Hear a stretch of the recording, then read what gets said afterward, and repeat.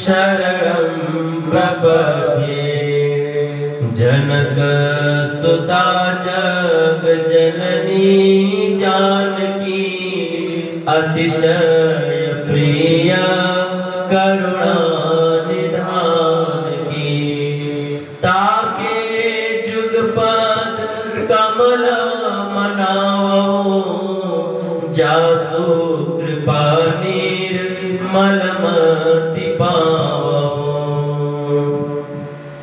नीलांबुज श्यामल कोमलांगं सीता समारोपित वामभागं पाणौ महासायक चारुचापं नमामि रामं रघुवंशनाथं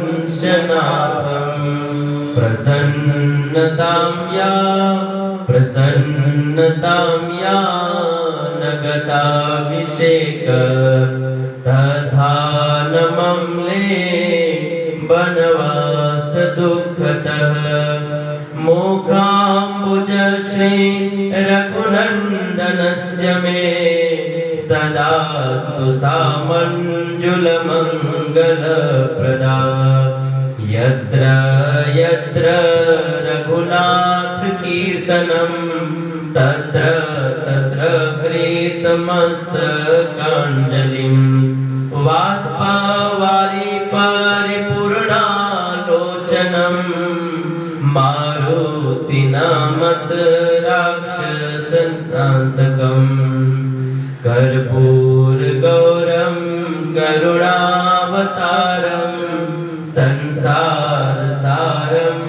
भुजगेन्द्रहारं सदा वसन्तं हृदयारविन्दे भवामि सहितं नमामि हरे कृष्ण कृष्ण कृष्ण हरे हरे हरे राम राम राम हरे हरे।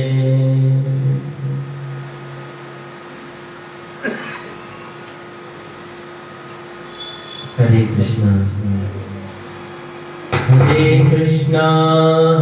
कृष्णा कृष्णा कृष्णा हरे हरे हरे राम राम राम हरे हरे।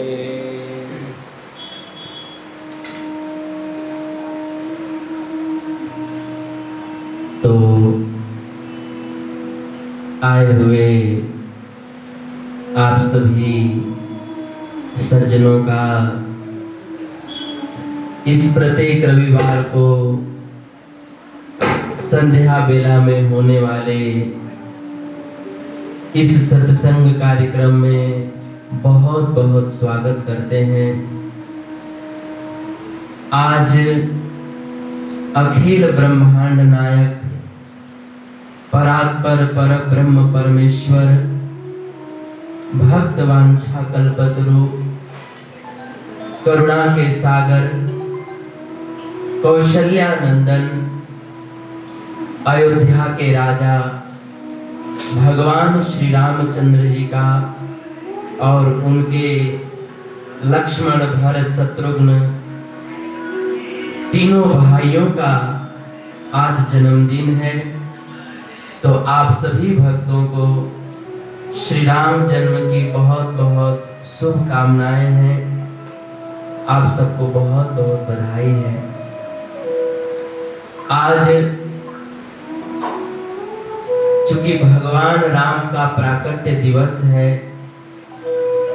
इसीलिए हम सब लोग भगवान श्री राम जी की कथा श्रवण करेंगे। क्योंकि आज के समय में समाज को राम कथा सुनने की बहुत जरूरत है। क्योंकि आज के मनुष्य जो हैं अपने पुरुषार्थ से चंद्रमा पर पहुंच गए। ये बड़े ही खुशी की बात है। आज के मनुष्य जो है मछली की तरह पानी में तैरना सीख गए, पक्षी की तरह आकाश में उड़ना सीख गए, लेकिन आज के मनुष्य जो है इंसान की तरह धरती पर जीना नहीं सीख पाए।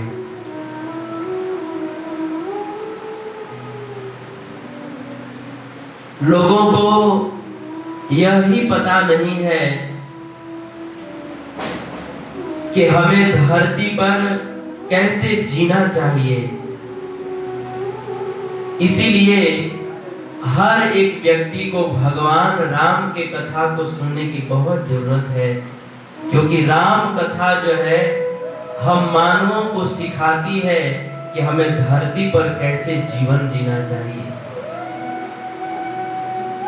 कैसे हमें जो है अपना जीवन यापन करना चाहिए। ये राम की कथा हमें सिखाती है। इसीलिए सबको राम कथा सुनने की बहुत जरूरत है। कहते हैं कि अगर कोई व्यक्ति किसी भी भाव से राम की गाथा को पढ़ता है, सुनता है, तो निश्चित ही उसके जीवन में जरूर बदलाव आता है। हमारे इंग्लैंड के एक चर्च के पादरी थे। हम लोगों के मंदिरों में जो लोग भगवान की पूजा करते हैं उनको पुजारी कहते हैं, और ईसाइयों के चर्च में जो लोग पूजा करते हैं उनको पादरी कहते हैं। तो इंग्लैंड में एक चर्च के बहुत बड़े पादरी थे, उनका नाम था एजी एटकिंस। एजी एटकिंस उनका नाम था। उनके चर्च के लोगों ने भारत देश में ईसाई धर्म का प्रचार करने के लिए भेजा।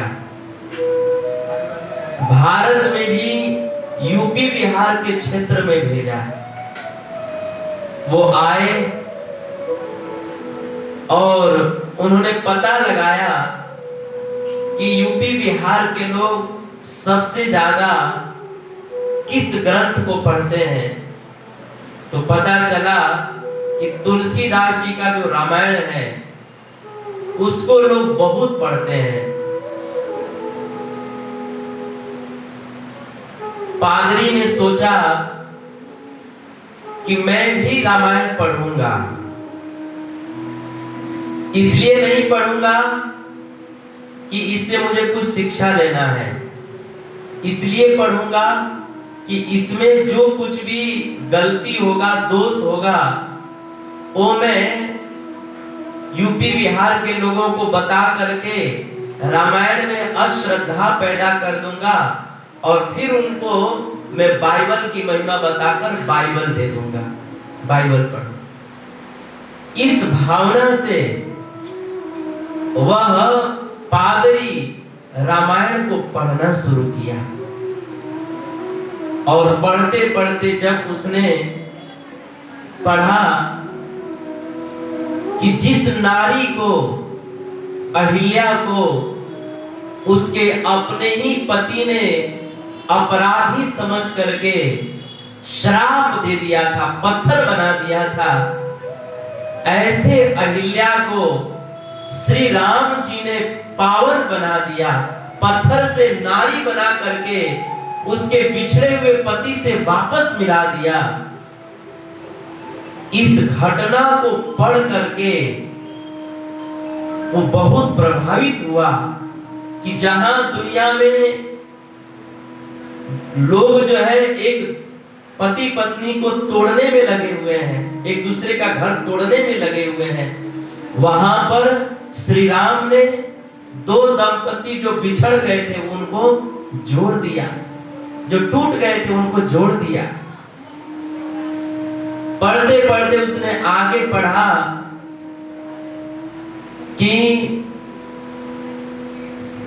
जनक जी की सभा में शिव धनुष को रखा हुआ था। बड़े बड़े राजा महाराजा लोग उसको उठाने का लाखों प्रयास किए, पर उठाने की बात तो दूर, उसको हिला भी नहीं पाए।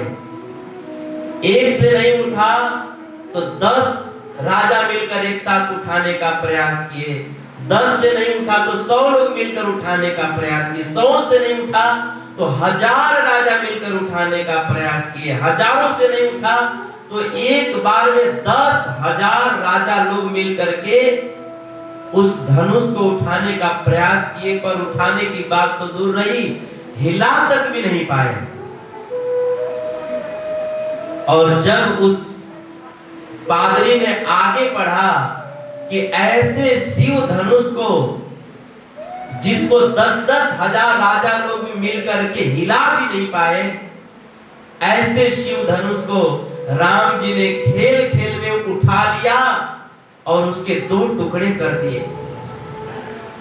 इतना महान कार्य किया, और इतना महान कार्य करने के बाद जब परशुराम जी पूछते हैं कि तुम्हारा परिचय क्या है, तो राम जी कहते हैं कि प्रभु मैं आपका दास हूं, आपका सेवक हूं।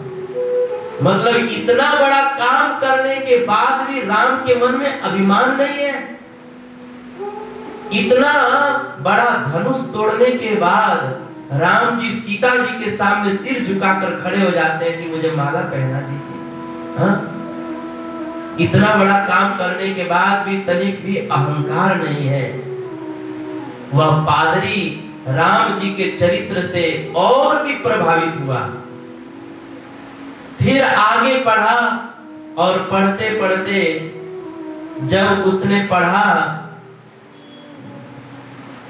कि राम को उनके गुरु वशिष्ठ जी ने जब ये सूचना दिया कि राम कल आप अयोध्या के राजा बनने वाले हैं, ये सुन करके राम जी खुश न होकर के दुखी हो गए। सोचने लगे कि हम चारों भाइयों का जन्म एक साथ हुआ, हम लोगों का कर्ण भेदन संस्कार एक साथ हुआ, नामकरण संस्कार भी एक साथ हुआ, हम सब लोगों की शिक्षा दीक्षा भी सब कुछ एक साथ हुआ, यहाँ तक कि हम लोग का विवाह भी चारों भाइयों का एक ही साथ हुआ। तो जब सब कुछ एक ही साथ हुआ, तो आज जब राजा बनने की बात आई तो मुझे अकेले कोई राजा क्यों बनाया जा रहा है? चारों भाइयों को क्यों नहीं राजा बनाया जा रहा? मुझे अकेले कोई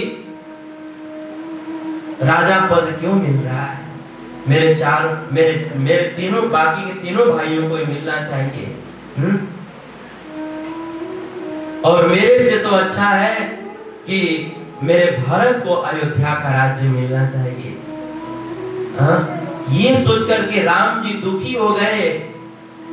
जब पादरी ने राम जी के इस चरित्र को पढ़ा तो और प्रभावित हुआ कि देखो तो जहां आज दुनिया में एक भाई दूसरे भाई की संपत्ति को हड़पना चाहता है, जहां पर एक एक इंच जमीन के लिए झगड़ा खून और मर्डर हो जाता है, भाई भाई एक दूसरे को गोली मारने में तुल जाते हैं। अभी कुछ ही सालों पहले की घटना है, यही अपने कस्या में सपा रोड पे 2 भाई आपस में लड़ गए जमीन के लिए, और एक भाई ने अपने दूसरे भाई का गला काट दिया। शायद अपने कस्या सपा रोड की घटना है ना। तो जहां पर समाज में भाई भाई जो है एक दूसरे का हक भी हड़पना चाहते हैं, वहीं पर राम जो है उनको अवध का सत्ता मिल रहा है, राज मिल रहा है, तो वो हड़पने के चक्कर में न पड़ के अपने भाई के विषय में सोचते हैं कि ये राज्य ये सत्ता तो मेरे भाई को मिलना चाहिए। वह पादरी राम जी के इस चरित्र को पढ़ करके और प्रभावित हुआ, और जब पढ़ते पढ़ते उसने आगे पढ़ा कि राम जी ने कोई गुनाह नहीं किया था, कोई अपराध नहीं किया था। और एक बार उनके माता कैकेयी ने दशरथ जी से कह दिया कि राम 14 वर्ष के लिए वनवास में चले जाएं। तो भगवान राम की महानता देखो, अपने माता कैकेयी की प्रसन्नता के लिए और अपने पिताजी के वचन की रक्षा करने के लिए तुरंत अपना राजसी वेश का त्याग करके, तपस्वी वेश धारण करके और जंगल में चले गए। एक बार भी जुबान खोल करके भी नहीं पूछा कि पिताजी हमारा गुनाह क्या है, हमें क्यों जंगल में भेज रहे हैं। प्रसन्न होकर के अपने माता पिता की प्रसन्नता के लिए अयोध्या का नगरी त्याग करके चले गए। अयोध्या कोई सामान्य नगरी नहीं थी।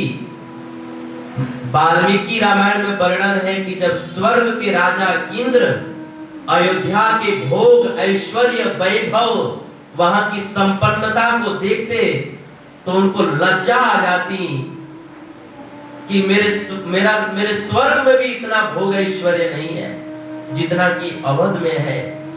ऐसे भोग ऐश्वर्य से भरे पूरे राज्य को छोड़ करके राम जी जंगल में चले गए। किस लिए? अपने माता पिता की प्रसन्नता के लिए। हाँ? जब पादरी ने राम जी के इस चरित्र को पढ़ा तो वह और भी प्रभावित हुआ। धीरे धीरे वह राम जी के चरित्र के प्रति आकृष्ट होता गया। राम जी के कथा सागर में वो डूबता गया। उसके हृदय में राम के प्रति आकर्षण और धीरे धीरे प्रेम पैदा होने लगा। और पढ़ते पढ़ते जब उसने आगे पढ़ा कि लंका का राजा रावण की बहन, मतलब इतने बड़े हस्ती की बहन शूर्पणखा राम जी को पंचवटी में जाकर के विवाह का प्रस्ताव रखती है। हा? इतने बड़ी हस्ती है रावण, जिसको ब्रह्मा जी वेद पढ़ाने के लिए आते हैं, जिसने काल को भी अपने पलंग के खूंटे से बांध करके रखा हुआ है। देवी देवता जिसके घर में पोछा लगा रहे हैं, इतने बड़े व्यक्तित्व, इतने बड़े पर्सनालिटी की बहन आकर के राम जी के सामने एकांत में विवाह का प्रस्ताव रखती है। लेकिन धन्य है राम कि वह अपनी पत्नी सीता को छोड़ करके उसके तरफ एक बार सिर भी आंख उठा करके भी नहीं देखा।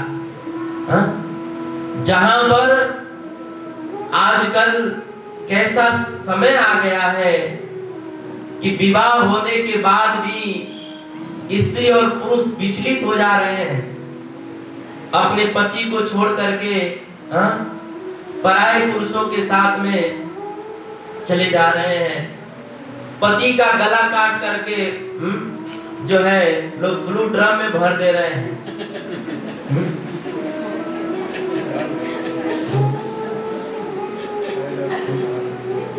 हम लोग को विनोद लग रहा है, लेकिन सोचिए जिसके घर पर हुआ उसको क्या बीतती होगी।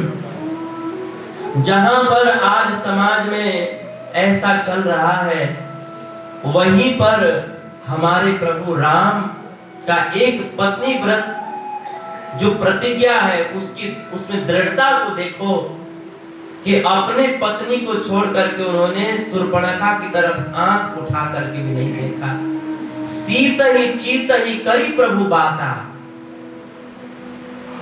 बेशक राम जी शूर्पणखा से बात तो कर रहे थे, लेकिन देख कहां रहे थे? अपनी पत्नी की तरफ। और दूसरी तरफ माता सीता जी का भी चरित्र कितना अद्भुत है।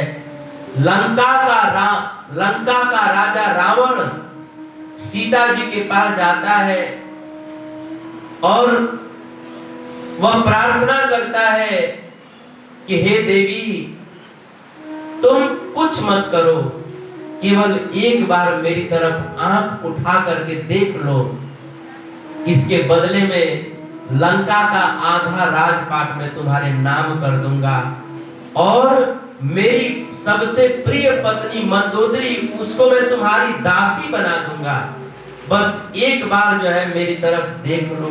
हा? एक बार बिलो की मम ओरा, एक बार मेरी तरफ देख लो। लेकिन इतना धन्य है माता सीता जो इतना बड़ा प्रलोभन देने के बाद भी सीता जी उस रावण की तरफ आंख उठा करके भी नहीं देखी। हा? धन्य है ऐसी सीता। रावण के इतने बड़े लंका के प्रलोभन को भी उन्होंने लात मार दिया। कहते हैं कि भरत जी के मस्तक बंदनीय है और सीता जी के चरण बंदनीय है। क्यों? क्योंकि सीता जी को रावण सोने की लंका दे रहा था, परंतु सीता मैया ने सोने की लंका को भी लात मार के ठुकरा दिया, नहीं चाहिए है तुम्हारी लंका। इसीलिए माता सीता का चरण वंदनीय है।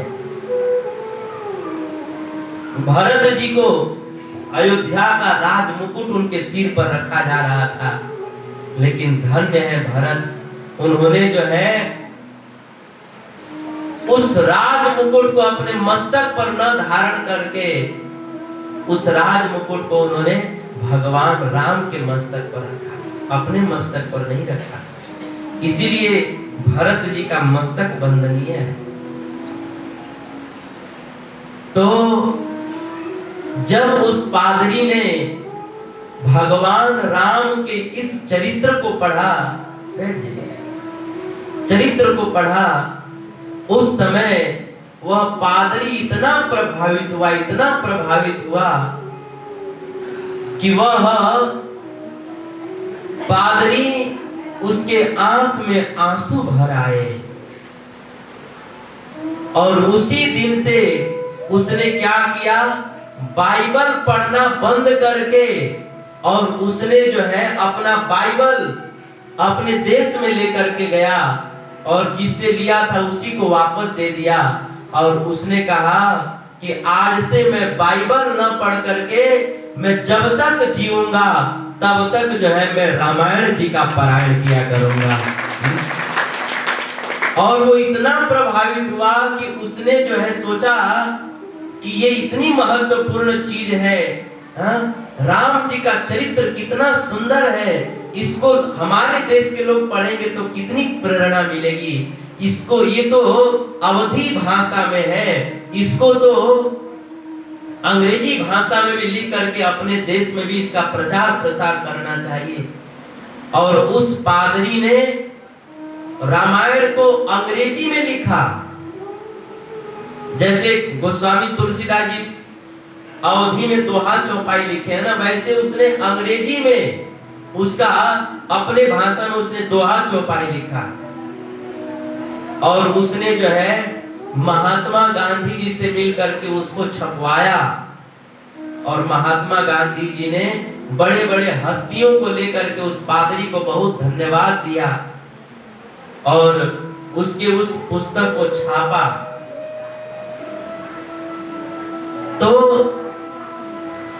कहने का भाव यह है कि देखिए वो पादरी रामायण को किस भाव से पढ़ रहा था। हमारे प्रभु राम की कथा को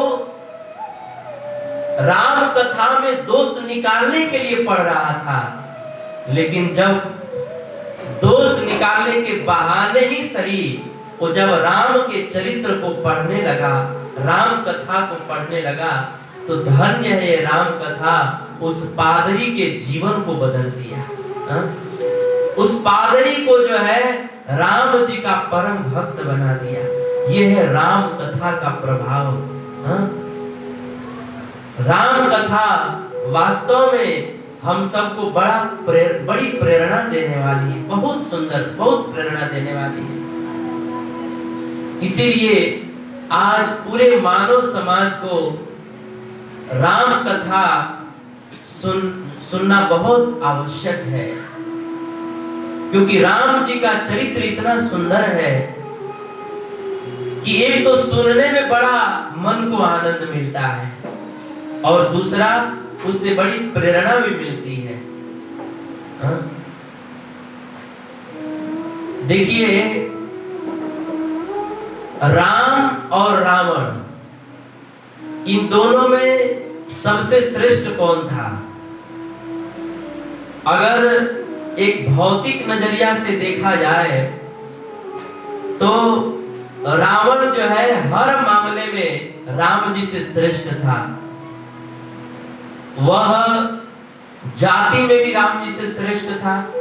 राम जी क्षत्रिय थे, रावण ब्राह्मण था। संतान की दृष्टि से भी वो रावण श्रेष्ठ था, क्योंकि राम जी के 2 संतान थे, लव और कुश, और रावण के 1 लाख पुत्र थे, 1.25 लाख नाती थे। राम जी पैदल चला करते थे, रावण जो है पुष्पक विमान में चला करता था, हवाई जहाज से चला करता था।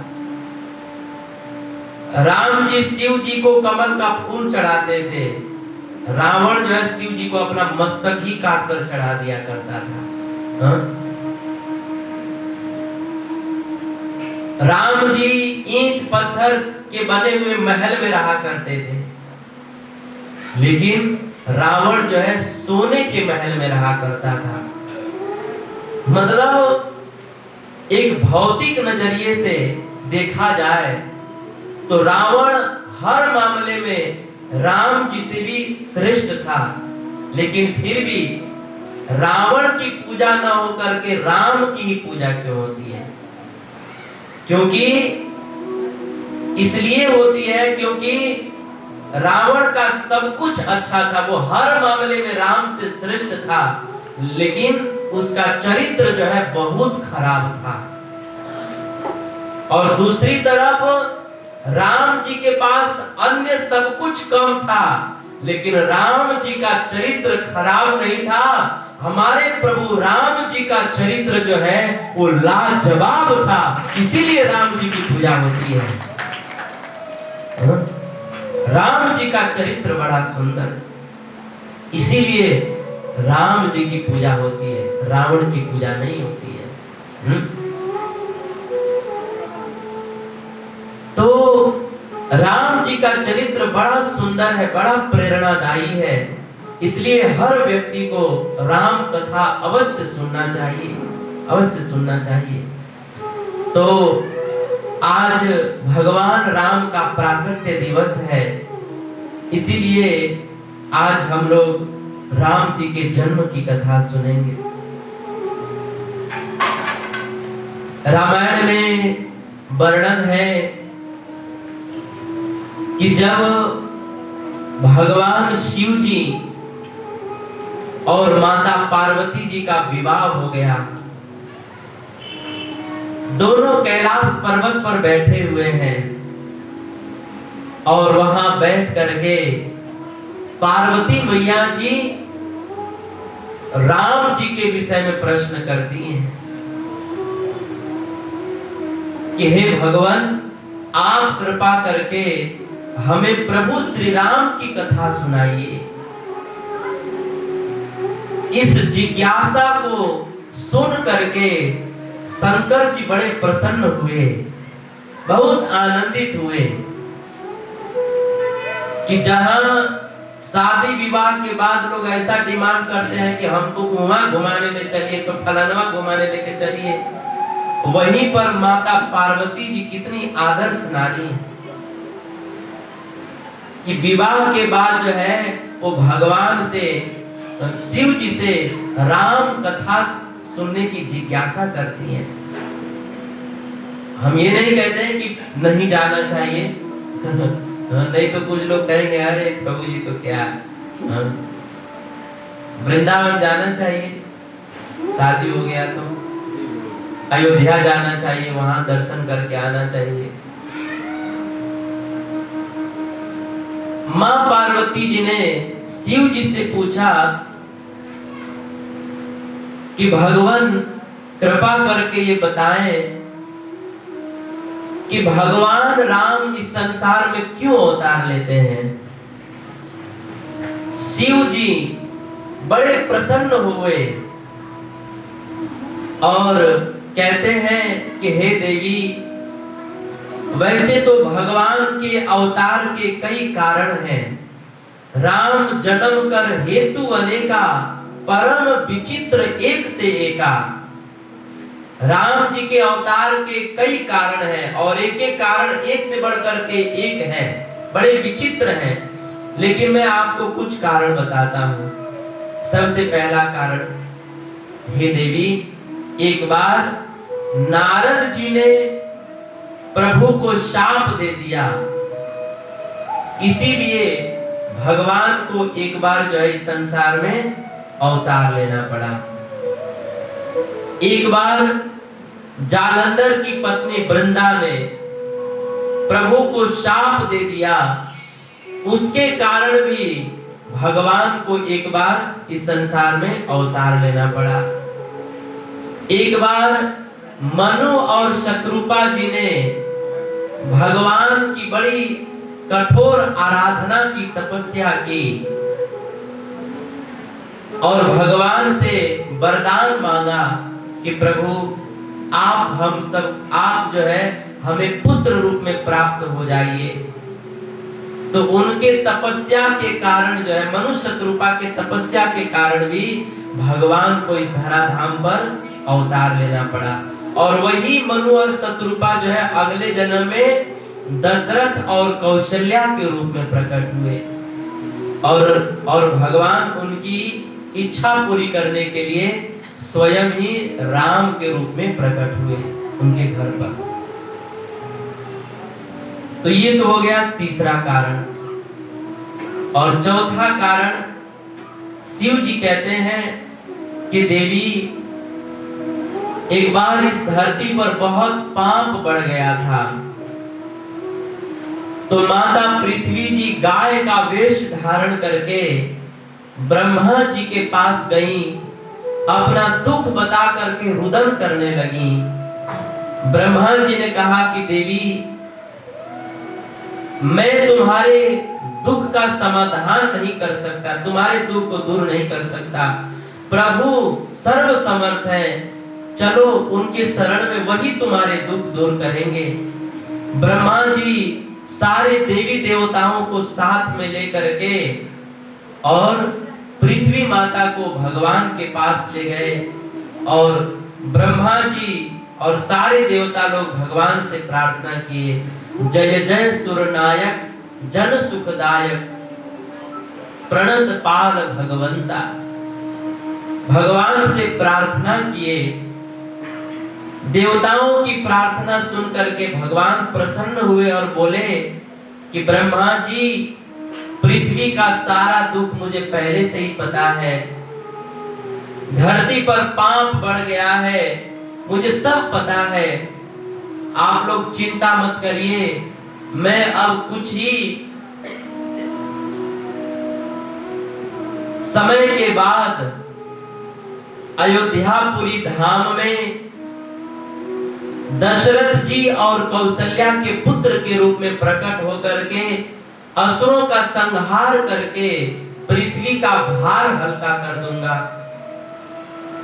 आप लोग भी धरती पर जाकर के यहाँ तहां अवतार लीजिए और मेरे लीला में सहयोग करिए। भगवान की वाणी सुन करके सारे देवता प्रसन्न हुए, प्रणाम किए और सब लोग अपने अपने स्थान पर वापस चले गए। सूर समूह विनती करी, पहुंचे निज निज धाम।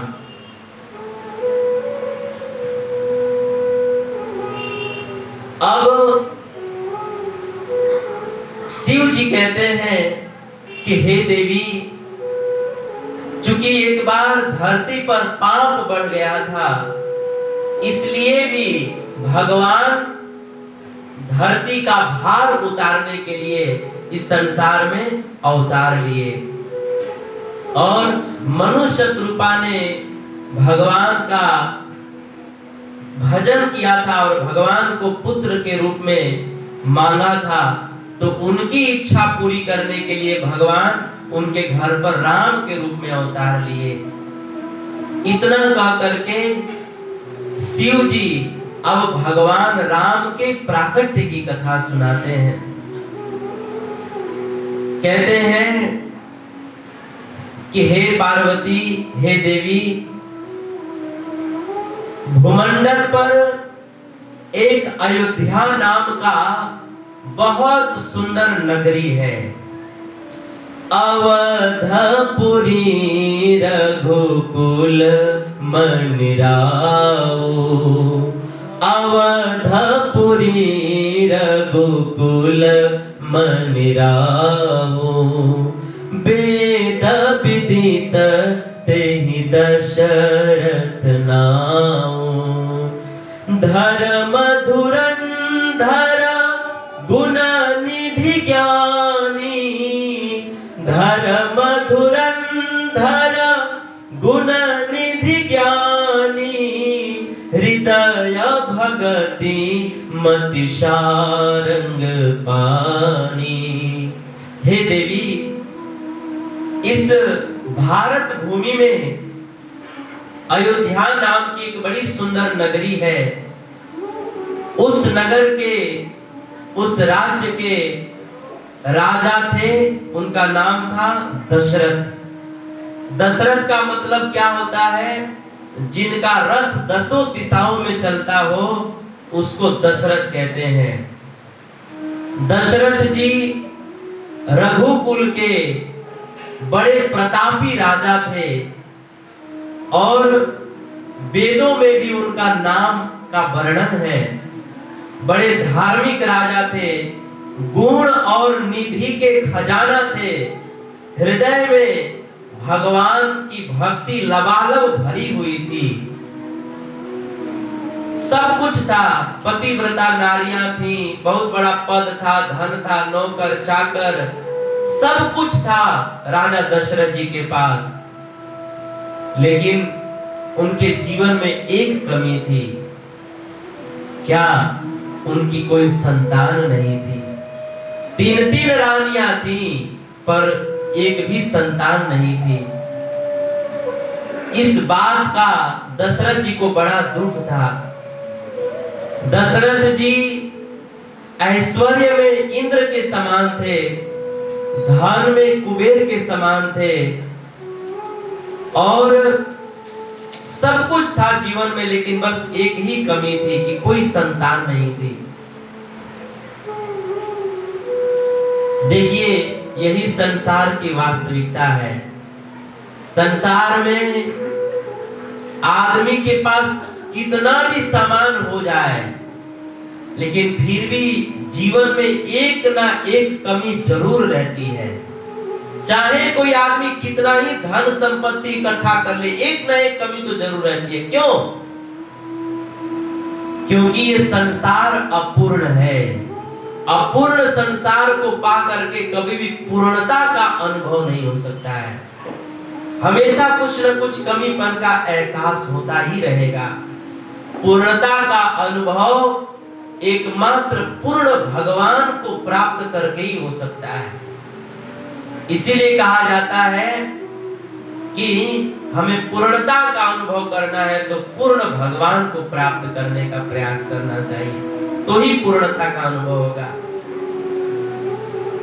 कितने बड़े बड़े संत महात्मा हुए, उनके पास कुछ नहीं था, लेकिन फिर भी उनके मन में कोई इच्छा नहीं थी। क्यों? क्योंकि उनको पूर्ण भगवान की प्राप्ति हो गई थी। तो पूर्ण भगवान की प्राप्ति के बाद जो है कुछ पाना बाकी नहीं रह जाता है। इसका आवाज थोड़ा बढ़ा दीजिए, लाल वाला बटन है ना, उसको बढ़ा दीजिए। हाँ, वही बढ़ाइए। हरे कृष्णा। ठीक है। तो जीवन में आदमी के पास कुछ भी आ जाए, हमेशा कुछ न कुछ उसको कमीपन का एहसास होते रहता है। यही जीवन की सच्चाई है। आजकल लोग सोचा कर, कई लोग कहते हैं ना कि पैसा है ना प्रभु जी तो सब कुछ है। ठीक है, पैसे का भी महत्व है, लेकिन पैसा ही सब कुछ नहीं है। लोग कहते हैं कि पैसा रहेगा तो सब हो जाएगा। अरे भाई, ये जो एप्पल कंपनी के जो मालिक हैं, उनके पास इतना धन है कि उनके 50 पीढ़ी के लोग भी बैठकर खाए न सोकर खाए तो भी खत्म नहीं होगा, इतना धन है। लेकिन इतना धन होने के बाद भी पत्नी से तलाक हो गया, और उनकी पत्नी जो है भारत में आकर के और साधु महात्माओं के पीछे घूम रही है। हा? अगर पैसा ही सब कुछ होता तो उनके पास तो अथाह पैसा, अनगिनत पैसा पड़ा हुआ है। हा? अगर पैसा ही सब कुछ होता तो बताइए, मुकेश भाई अंबानी के पुत्र अनंत अंबानी को जामनगर से द्वारिका की यात्रा क्यों करनी पड़ती? अगर पैसा ही सब कुछ होता तो क्या उनके पास पैसे नहीं है? पूरी दुनिया के टॉप 10 अमीरों में उनके पिताजी का नाम आता है।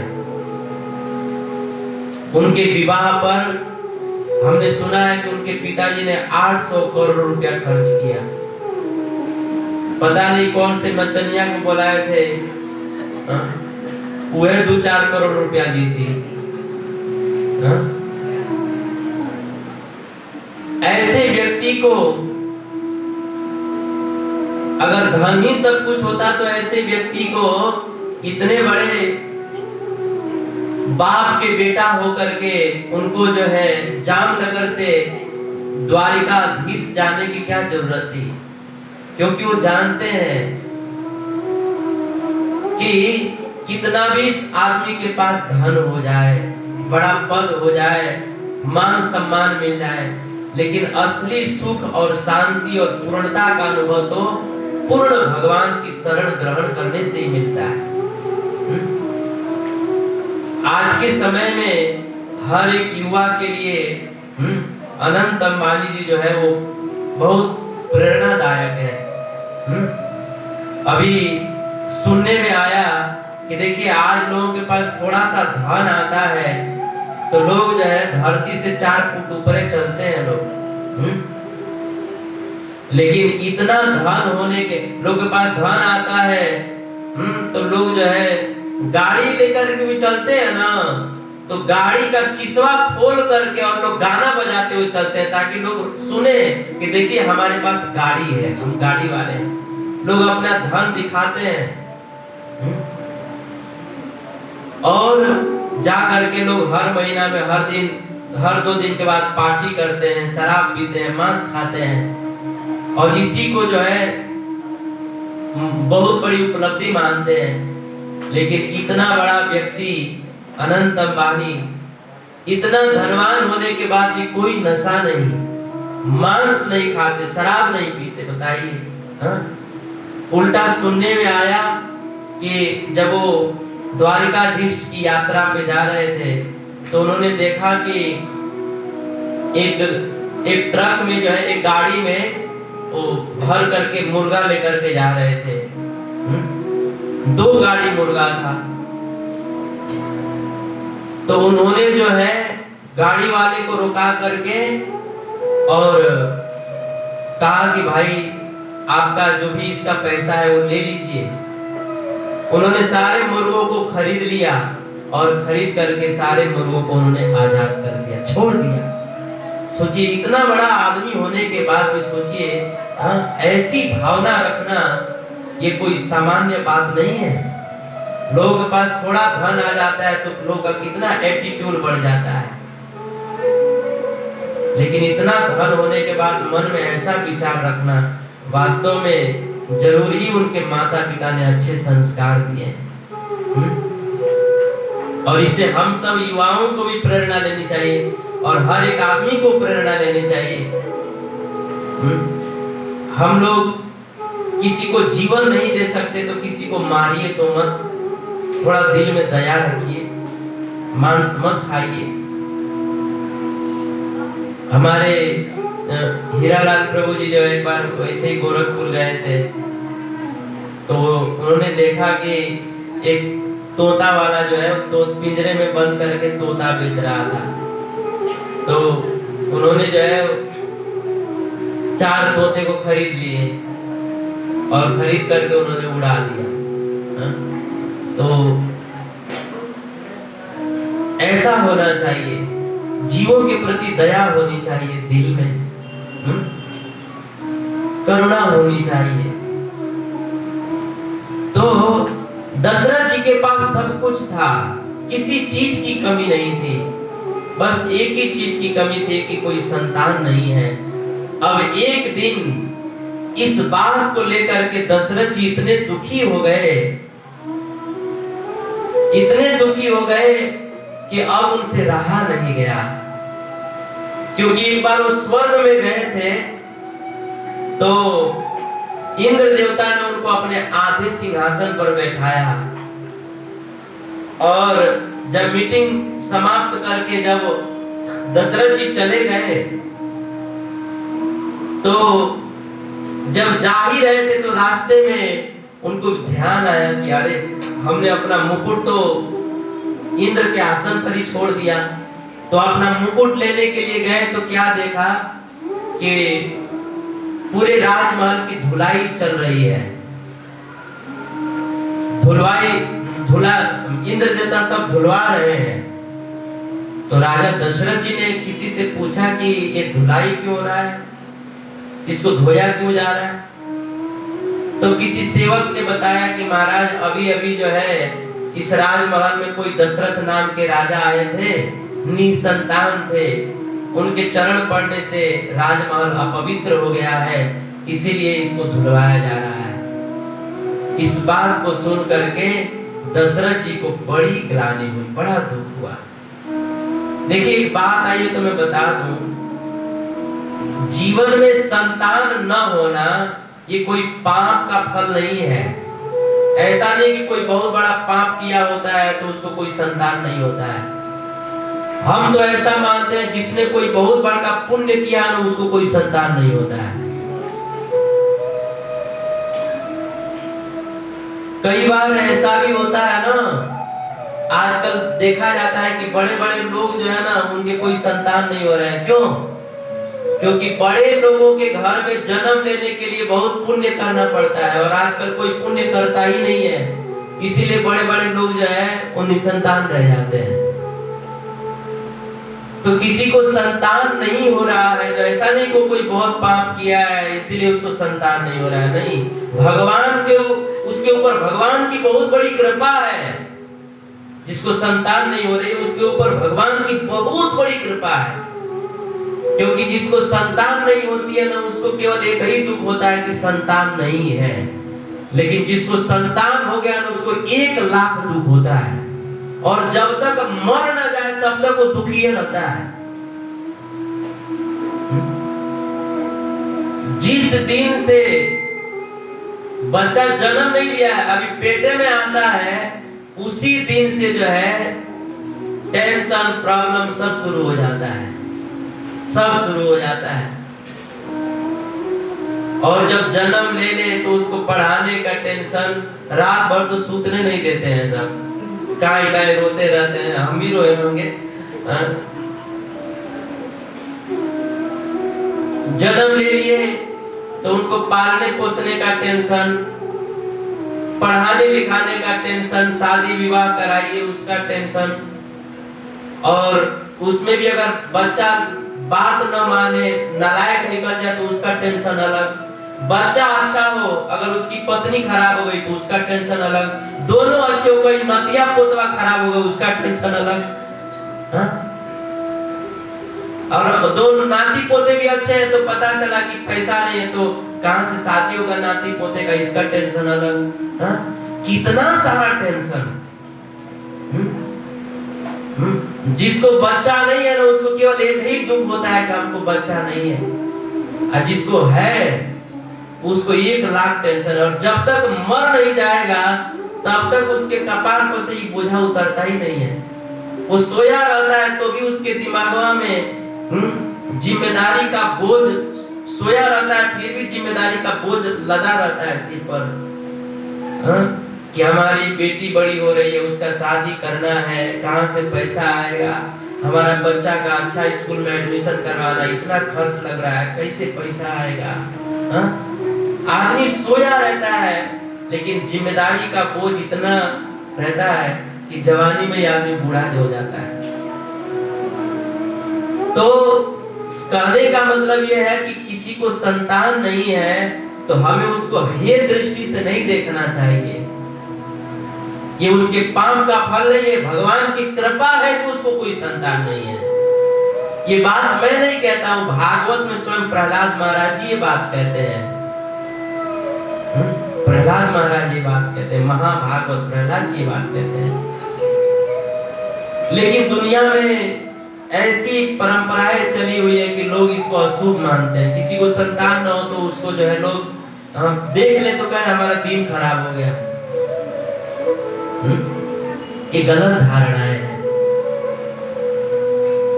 तो दशरथ जी ने जब सेवक के मुख से बात सुना कि कोई निसंतान राजा आया था, उसके आने से ये राजमहल पवित्र हो गया है तो इसको धुलाया जा रहा है, ये सुन करके उनको बड़ी पीड़ा हुई। और इतनी पीड़ा हुई कि एक बार भूपति मन माही, भई गलानी मोरे सुतना है। बहुत पीड़ा हुई, रुदन करने लगे। लेकिन रोते रोते ऐसा नहीं सोचा कि चलो अब बड़ा दुख हो गया है, बड़ा गम हो गया है तो गम मिटाने के लिए रम पी लेते हैं। नहीं, लोग कहते हैं ना कि हमको पीने होने का शौक नहीं है, पीता हूँ गम भुलाने को। गम क्या भुलाते हैं, नाली में जाके गिर जाते हैं। तो दशरथ जी दुखी होकर के वो आत्महत्या करने नहीं गए, शराब सिगरेट नहीं पीने गए। दुखी हुए तो तुरंत अपने गुरु के पास में गए। गुरु गृह गए तुरंत महिपाला, चरण लागी करी विनय विशाला। जब भी जीवन में दुख आए और दुख रुलाने लगे ना तो हमें विचलित होने की जगह पर हमें तुरंत जो अपने गुरु के पास जाना चाहिए और जो भी अपने दिल में बात है वो सब कह देना चाहिए। हम लोग को अपने जीवन में एक ऐसा आदमी रखना चाहिए जिसको हम अपने दिल की हर बात बता सकें, बेझिझक बता सकें। इससे बड़ा सुकून मिलता है, बहुत सुकून। हम बता देते हैं ना तो ऐसा लगता है कि हमारे सिर से बोझा उतर गया। चलो कोई तो है जो हमारे दिल के भावनाओं को समझता है, जो हमारी वेदना को समझता है। तो जीवन में एक आदमी ऐसा जरूर रखना चाहिए।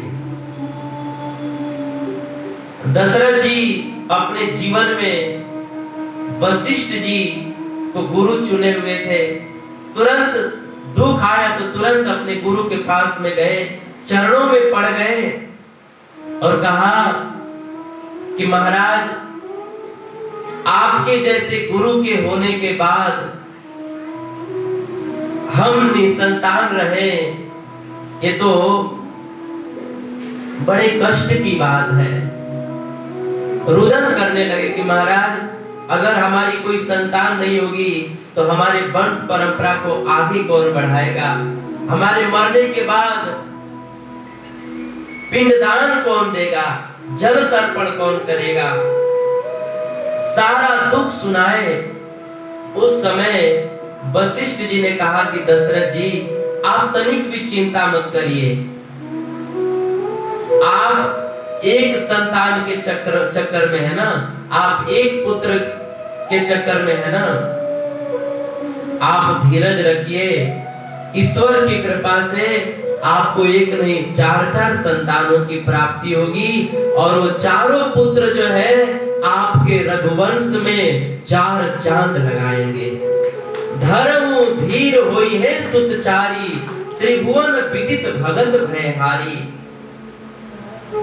आपके वो चारों पुत्र ऐसे यशस्वी होंगे कि उनका तीनों लोकों में नाम होगा। वो ऐसा कर्म करेंगे, तीनों लोकों में उनका नाम यश फैलेगा और अपने शरण में आए हुए भक्तों का भय दूर करने वाले होंगे, भय का हरण करने वाले होंगे।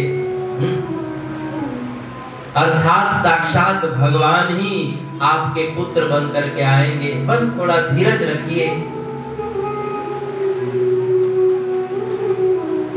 वशिष्ठ जी ने कहा कि दशरथ जी, आपको श्रवण कुमार जी ने आपको श्रवण के माता पिता ने श्राप दिया था कि आप पुत्र के वियोग में मरोगे। तो उन्होंने श्राप दिया है कि पुत्र वियोग में मरोगे, तो इसका मतलब यह है कि आपके पुत्र होंगे तभी तो उनके वियोग में मरोगे ना।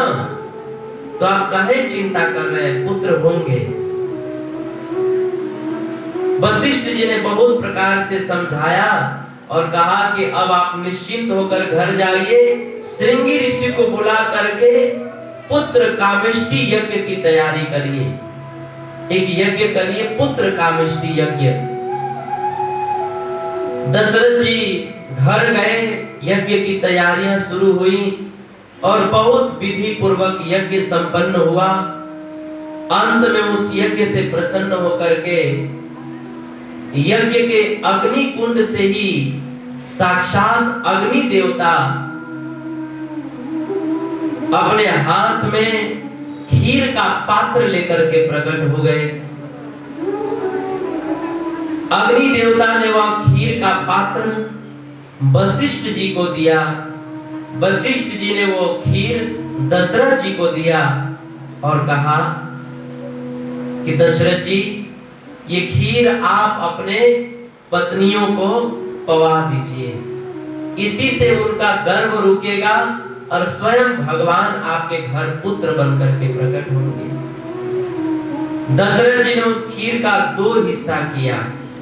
एक हिस्सा जो है माता कौशल्या को दे दिया और एक हिस्सा बच गया तो उसका उन्होंने 2 हिस्सा कर दिया, 2 भाग कर दिया। और एक भाग जो है माता केकई को और दूसरा भाग माता सुमित्रा जी को प्रदान किया। जब सुमित्रा जी खीर खाने जा रही थी, तभी एक पक्षी आया और हाथों से खीर छीन के लेकर के उड़ गया। उड़ते उड़ते वो दक्षिण भारत में पहुंचा, आकाश में उड़ रहा था। उसी समय संजोग से माता अंजनी जो है सूर्य नारायण भगवान को अर्घ्य दे करके, उनको जल दे करके और हाथ पसार करके उनसे वरदान मांग रही थी।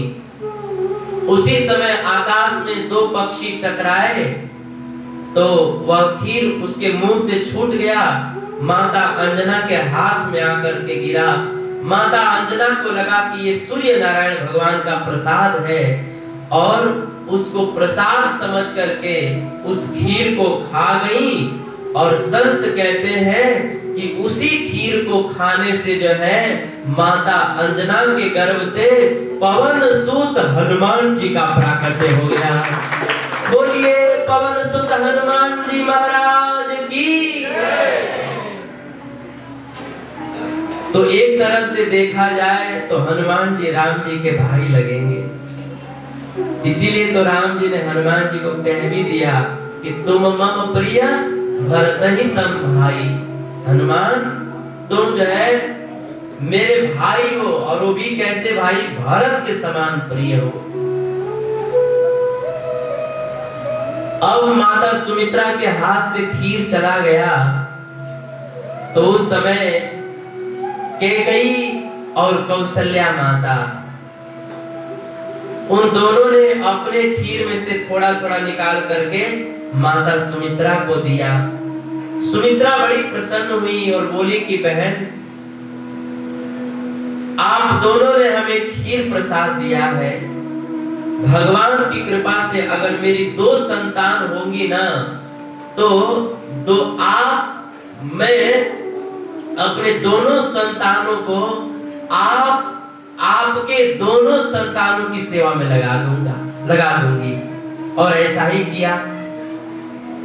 सुमित्रा जी के गर्भ से 2 संतान की प्राप्ति हुई, एक लखन जी और दूसरे शत्रुघ्न जी। तो लखन जी को राम जी की सेवा में लगा दिया, कौशल्या के पुत्र राम जी की सेवा में लगा दिया, और शत्रुघ्न जी को अपने दूसरे बेटे को कैकेयी के पुत्र भरत जी की सेवा में लगा दिया। इस तरह से तीनों रानियों ने अग्नि देवता के द्वारा दिए गए दिव्य खीर को ग्रहण किया, और समय आने पर इसी विधि से तीनों रानियां जो है गर्भवती हो गईं। यही विधि गर्भ सहित सब नारी, भई हृदय हर्षित सुख भारी। जा दिन ते हरि गर्भ ही आए, सकल लोक सुख संपत्ति छाए। खीर को खाने से तीनों रानियां गर्भवती हो गईं, और स्वयं भगवान उन तीनों माताओं के गर्भ में प्रवेश किए। कौशल्या माता के गर्भ में राम के रूप से प्रवेश किए, राम के रूप में प्रवेश किए, और बाकी के दोनों रानियों के गर्भ में जो है लक्ष्मण, भरत और शत्रुघ्न के रूप में प्रवेश किए। और जिस दिन से भगवान जो है माताओं के गर्भ में आए, उसी दिन से माताएं अपने आप परम प्रसन्न रहने लगी, क्योंकि जिस भगवान का नाम लेकर के व्यक्ति आनंदित हो जाता है, वही आनंद कंद भगवान इन माओं के गर्भ में पधारे हैं, तो क्यों नहीं आनंदित होगी। भागवत में वर्णन है, कंस ने देवकी मैया के 6 बालकों को मार दिया था। माता देवकी बड़ी दुखी थी, लेकिन जब ऐसे दुखिया माता देवकी के गर्भ में जब भगवान कृष्ण आए, तो वह देवकी मैया अपने आप परम प्रसन्न हो गई, क्योंकि आनंद कंद भगवान उनके हृदय में विराज रहे थे, उनके गर्भ में विराज रहे थे, आनंदित हो गई। माता कौशल्या के शरीर से हजारों सूर्य के समान प्रकाश निकलने लगा, और अयोध्या का वो राजमहल मंदिर बन गया। क्योंकि मंदिर किसे कहते हैं, जहां पर भगवान रहते हैं उसे मंदिर कहते हैं। और स्वयं भगवान माता कौशल्या के गर्भ में आ गए, और वो मैया अवध के राजमहल में है, इसीलिए अवध का राजमहल मंदिर बन गया। अब तीनों माताओं की शोभा बढ़ने लगी, प्रसन्नता बढ़ने लगी।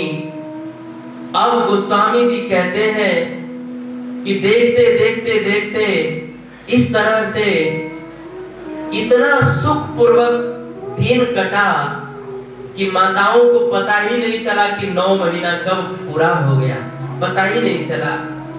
अब धीरे धीरे भगवान राम के प्राकट्य का समय आ गया, और भगवान के प्रकट होने से पहले ही जितने भी जोग है, लगन है, ग्रह है, बार है, तिथि है, सब के सब जो है अनुकूल हो गए। जोग लगन ग्रह बार तिथि सकल भय अनुकूल, चर अचर सब हर्ष जुत राम जन्म सुख मूल। भगवान अभी प्रकट नहीं हुए हैं, उनके प्रकट होने से पहले ही ये पूरी प्रकृति जो है परम प्रसन्न हो गई। जितने भी आकाश मंडल थे सब के सब एकदम निर्मल हो गए। पूरा वायु मंडल जो है बड़ा पवित्र बन गया। जितने भी ग्रह थे वो सब के सब शांत हो गए, सारी दिशाएं निर्मल हो गई, नदियों का जल निर्मल हो गया। अद्भुत, जितने भी चर अचर जितने भी प्राणी थे सब के सब जो है परम प्रसन्न हो गए। क्यों? राम जी जन्म लेने वाले हैं इसलिए। अब धीरे धीरे वह पावन दिन भी आ गया जिस दिन भगवान प्रकट हुए थे। भगवान किस दिन प्रकट हुए थे? तो गोस्वामी तुलसीदास जी लिखते हैं, नवमी तिथि मधुमास पुनीता, नवमी तिथि मधुमास पुनीता, शुक्ल पक्ष अभिजित हरि प्रीता, मध्य दिवस अति शीत न घामा, मध्य दिवस अति शीत न घामा, पावन काल लोक विश्रामा, पावन काल लोक विश्रामा। भगवान कब प्रकट हुए थे? गोस्वामी जी कहते हैं नवमी तिथि थी, यानी कि आज की तिथि थी, और मधुमास पुनीता, बसंत ऋतु का महीना था, शुक्ल पक्ष था, अभिजीत मुहूर्त था जो भगवान को बहुत प्रिय है। और कब प्रकट हुए थे? दिन में दोपहर के समय में प्रकट हुए थे। दोपहर का समय का कैसा होता है? मध्य दिवस अति शीत न घामा, न तो अधिक ठंडी लगती है न तो अधिक गर्मी लगती है, एकदम बड़ा सुंदर अनुकूल वातावरण रहता है। ऐसा मतलब समय आ गया जो सारे लोगों को सुख देने वाला है, ऐसा समय आ गया। अब गोस्वामी तुलसीदास जी ने देखा कि जब भगवान के प्राकट्य के समय जो शुभ समय होना चाहिए वो सब समय उपस्थित हो गया। उस समय भगवान के प्राकट्य के समय इस प्रकृति की कैसी दशा थी? तो वर्णन करते हैं, शीतल मंद सुरभि बहबाऊ, हर्षित सुर संतन मन चाऊ, बन कुसुमित गिरिगन मदियारा, स्त्रवहि सकल सरितामृत धारा। भगवान के प्राकट्य के समय इस प्रकृति में ठंडी ठंडी हवा बहने लगी, शीतल शीतल हवा। जो जनवरी के महीने में शीतल हवा बहती है वो नहीं, जो अभी शीतल हवा बह रही है ऐसी हवा। अभी जो मौसम है, ऐसे मौसम में हम लोग अगर छत पे रात को खटिया डाल करके अगर सो जाएं तो एकदम खूब बढ़िया से नींद आ जाएगी। जो लोग गोली खाकर सोते हैं ना, उनको भी नींद आ जाएगी बिना गोली खाए। ऐसा सुंदर वातावरण रहता है रात, ये समय का, रात्रि का। बसंत ऋतु में बड़ा सुंदर वातावरण होता है, ठंडी ठंडी हवा बहती है। भगवान के प्राकट्य के समय ठंडी ठंडी हवा बहने लगी और एकदम धीरे धीरे बह रही थी, और वो हवा खिले हुए फूलों से सुगंध लेकर के और पूरे वायुमंडल में फैला रहे थे। पूरा वो हवा जो है फूलों के सुगंध को पूरे वायुमंडल में फैला रहा था। पूरा वातावरण जो है वो सुगंधित हो गया, खुशबू से भर गया, और सरोवरों में हजारों लाखों करोड़ों के फूल खिल गए। उन फूलों पर बड़े हजारों हजारों भौरे मंडराने लगे और उनका पराग चूस करके भौरे मतवाले होकर के भगवना रहे हैं, मानो सब भगवान को पुकार रहे हैं। उन कमलों का खुशबू जो है वायु में वायु के साथ जाकर के पूरे अयोध्या को, पूरे वायुमंडल को सुवासित कर रहा था। नदियों में सरयू मैया का जल अमृत के समान मीठा हो गया। सरयू मैया जो है आनंद से नाचने लगी, प्रसन्न हो गई, क्योंकि सरयू माता ने सोचा कि जो है आज पूरे दुनिया के बड़े बड़े महात्मा लोग अपना घर बार छोड़ करके जिस प्रभु के पास में जाते हैं, आज वही प्रभु जो है वो अपना साकेत धाम छोड़ करके हमारे अवध में आ रहे हैं, हमारे किनारे आ रहे हैं। सरयू मैया बड़ी प्रसन्न हो गई और प्रसन्न होकर के द्रवही सकल सरितामृत धारा, अमृत जैसा जल बहाने लगी। और जितने भी वृक्ष थे वो सारे वृक्ष हरे भरे पत्तों से भर गए, फल और फूलों से भर गए। बगीचों में कोयलों का समूह जो है कूकू का गुंजन करने लगे।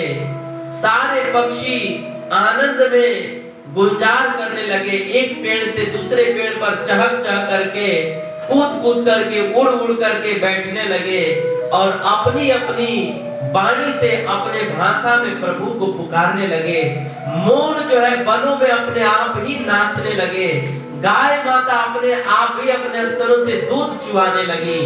बछड़े जो है आनंद से नाचने लगे। इस तरह से पूरा जो प्रकृति है हरियाली से भर गया। सरयू मैया परम प्रसन्न हो गई, क्योंकि सरयू माता ने सोचा कि प्रभु का प्राकट्य होगा ना, तो सारे अवधवासी हम सरयू, मेरे सरयू का जल ले आकर के प्रभु के चरण को धोएंगे, अथवा तो प्रभु हमारे अंदर आकर के स्नान करेंगे, तो हम उनके चरणों का स्पर्श करके जीवन को धन्य बना लेंगे। ये सोच करके सरयू मैया प्रसन्न हो गई। वन के जितने भी पुष्प थे वो सब प्रसन्न हो गए, क्योंकि पुष्पों ने सोचा भगवान का जो धाम है ना, उस धाम के केवल मनुष्य ही नहीं सोचते हैं, जो पशु पक्षी वृक्ष लता पता नदियां, ये सब पर्वत भी सब के सब चेतन होते हैं। वो सब भी सोचने में बोलने में समर्थ होते हैं। इसीलिए भगवान के प्राकट्य के समय जितने भी फूलों के वृक्ष थे सब प्रसन्न हो गए। क्यों? फूलों ने सोचा कि प्रभु का प्राकट्य होने वाला है। जैसे ही प्राकट्य होगा सारे अवधवासी हम फूलों को तोड़ करके ले जाएंगे और प्रभु के चरणों में समर्पित कर देंगे, पुष्पांजलि कर देंगे। हम प्रभु के चरणों में जाकर अपने जीवन को धन्य बना लेंगे। अवधवासी हम फूलों को तोड़ करके सुंदर माला बना करके प्रभु के गले में पहना देंगे। हम प्रभु के गले में झूल झूल करके उनको भी आनंद प्रदान करेंगे और उनका स्पर्श पाकर हम अपने जीवन को धन्याति धन्य बना लेंगे। ये सोच करके फूल प्रसन्न हो गए, जितने भी वृक्ष वह भी प्रसन्न हो गए। क्यों? वृक्षों ने सोचा कि प्रभु जब भी सावन का महीना आएगा तो प्रभु जो है हम वृक्षों के ऊपर झूला बांधेंगे और झूला झूलेंगे। उस समय हम अपना सारा फल फूल प्रभु के ऊपर समर्पित करके अपने जीवन को धन्य बना लेंगे। ये सोच करके सारे वृक्ष भी परम आह्लादित हो गए, परम प्रसन्न हो गए, सब आनंद से भर गए। अयोध्या में अपूर्व सुकून होने लगा, अनेक तरह के सुकून दिखाई देने लगा। अब ऐसा अद्भुत वातावरण बना कि इस सगुन को देख करके देवताओं को पता चल गया कि अब प्रभु के प्राकट्य का समय आ गया है। उस समय सारे देवता लोग तुरंत, सबसे पहले ब्रह्मा जी को पता चला कि प्रभु के प्राकट्य का समय आ गया है, तो ब्रह्मा जी ने तुरंत इंद्र देवता को फोन किया कि महाराज जल्दी आइए, प्रभु का प्राकट्य होने वाला है, हम सब प्रभु का स्वागत करने के लिए चलेंगे। आप जल्दी से आइए। और इंद्र देवता ने सारे देवताओं को फोन किया, जल्दी से व्हाट्सएप फेसबुक बंद करिए और जल्दी से आइए आप लोग, प्रभु का प्राकट्य होने वाला है, हम सबको उनका स्वागत करने के लिए चलना है। सब देवता लोग अपना अपना विमान निकाले, अपना अपना मर्सिडीज कार निकाले लोग, और अपने कार में जो है स्वर्ग के जो सुगंधित सुगंधित दिव्य फूल हैं उन फूलों को भर लिया। और कोई देवता मृदंग को रख लिया, कोई करताल रखा, कोई झांझ रखा, कोई ढोल, कोई नगाड़ा, कोई चामर रख लिया, कोई शंख रख लिया। इस तरह से अनेक वाद्यंत्र अपने वाहनों में रख करके अपने पत्नियों को बैठाए, अप्सराओं को बैठाए, और सारे देवता लोग जो है अयोध्या के आकाश मंडल में आकर के स्थित हो गए। अयोध्या का आकाश जो है देवताओं के विमानों से खचाखच भर गया। सो अवसर विरंची जब जाना, चले सकल सुर साजी विमाना।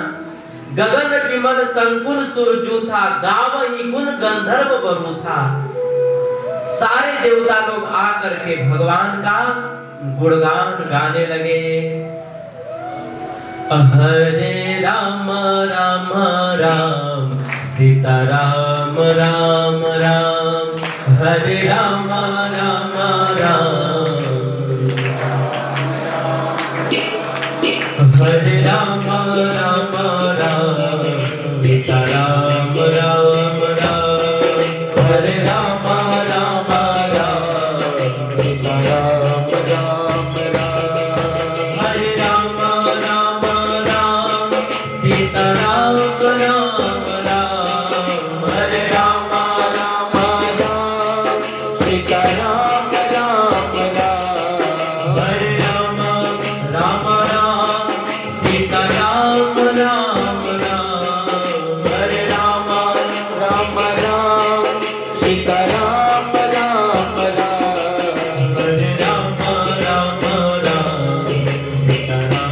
राम राम, हरे राम राम राम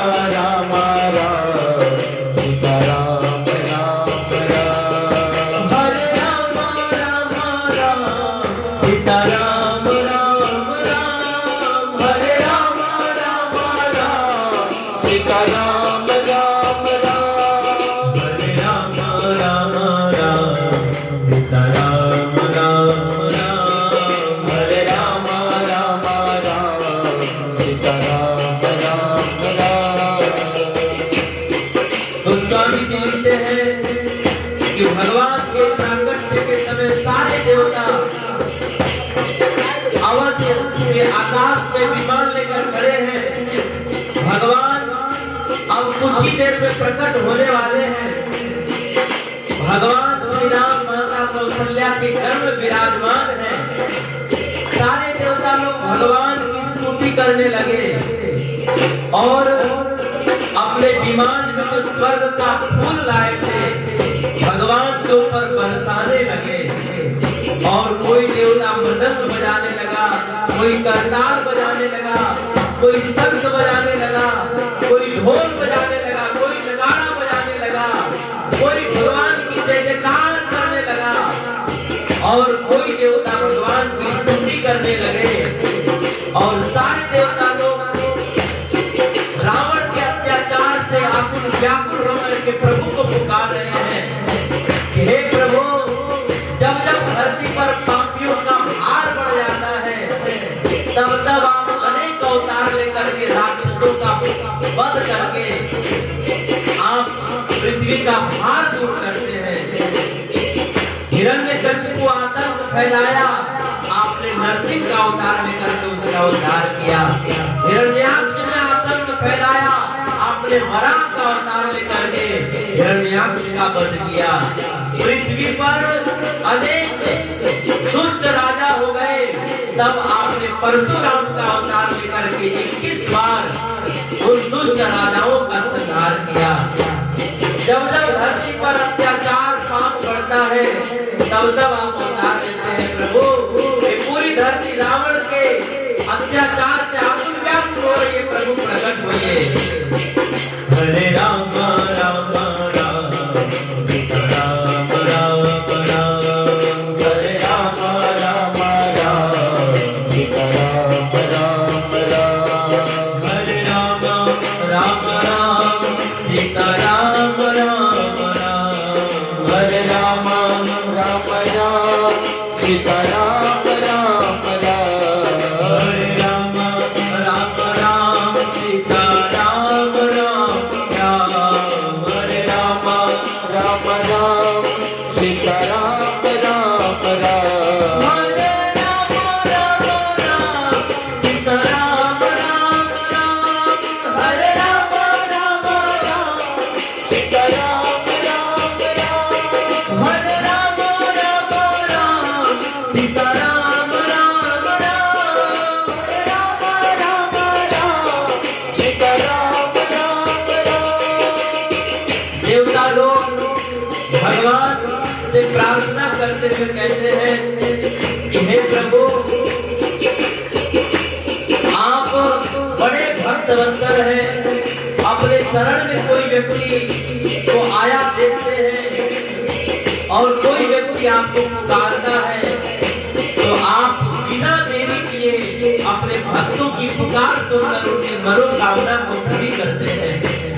हे प्रभु, हम देवता लोग आपके पाद स्वरूप का दर्शन करना चाहते हैं। हम लोगों की दिली इच्छा है आपके पाद स्वरूप का दर्शन करना। प्रभु प्रकट होइए और हम सबको दर्शन दे करके हमारे नेत्रों को सफल बनाइए। हरे राम राम राम सीता राम राम राम, हरे राम राम राम सीता राम राम राम, हरे राम राम राम सीता राम राम राम, हरे राम राम राम सीता राम राम राम, हरे राम राम राम सीता राम राम राम, हरे राम राम राम सीता राम राम राम, हरे राम राम राम सीता राम राम राम, हरे राम राम राम सीता राम राम राम, हरे राम राम राम सीता राम राम राम, हरे राम राम राम सीता राम राम राम।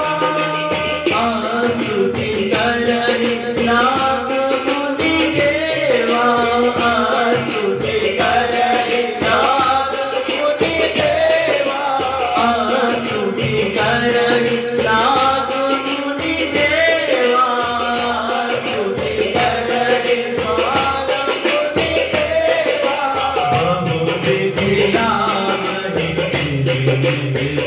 देवा, बहु विधि नामहि देवा, वरदहि सुमन सुअंजलि सारी, वरदहि सुमन सुअंजलि सारी, वरदहि सुमन सुअंजलि सारी, वरदहि सुमन सुअंजलि सारी, गगनहि गगन कुंजि बाजी, गगनहि गगन कुंजि बाजी, हरे राम राम राम सीता राम राम राम, हरे राम राम राम सीता राम राम राम।